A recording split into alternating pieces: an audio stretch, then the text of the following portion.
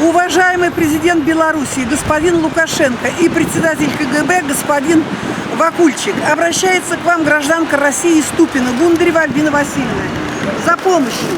Прошу вас помочь разыскать и наказать гражданина Беларуси из города Рогачев Костерова Николая Ивановича, который в настоящее время скрывается на территории Белоруссии.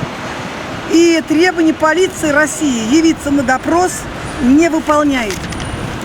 Костеров Николай Иванович много лет проживал в городе Воскресенске Московской области и за этот период обманул большое количество граждан, совершая мошеннические действия. Со стороны Костерова в мой адрес поступали неоднократно угрозы. Он вел себя по-хамски, козыряя связями в КГБ Белоруссии. На руках имеем записи разговоров, фото и видеофиксации, а также документы, подтверждающие нечестность Костерова. Надеюсь на вашу помощь. С уважением, Гундарева, примите меры.